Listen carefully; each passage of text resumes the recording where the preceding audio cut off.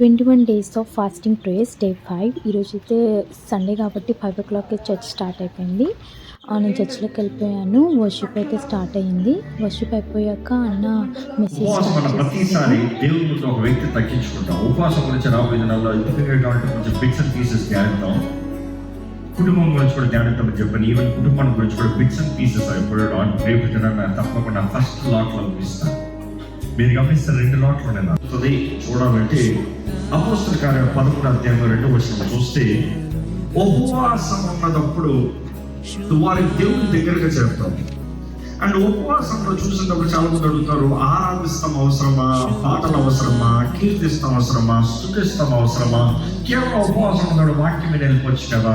కానీ అపోస్తల కార్యాలు ఒకసారి చూడగలిగితే 11వ అధ్యాయము 2వ వచనం ఒకసారి చెప్పండి.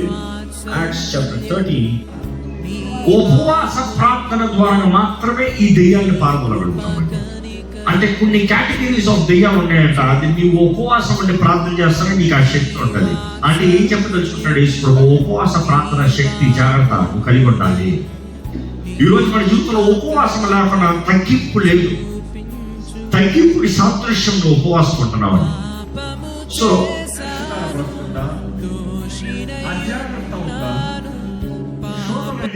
మెసేజ్ అయితే అయిపోయింది. ప్రేయర్లో నడిపిస్తున్నారు.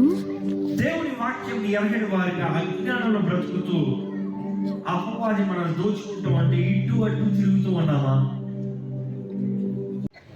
డే 5 అయితే అయిపోయింది. ఫాస్టింగ్ ప్రేయర్ క్రిస్టియన్స్కి చాలా ఒక లైఫ్ స్టైల్ అనమాట. అది స్పిరిచువల్ గ్రోత్ చాలా యూజ్ అవుతుంది. డే 6లో కలుద్దాం. Bye. Do like, share, subscribe Ludhiya Bunty YouTube channel.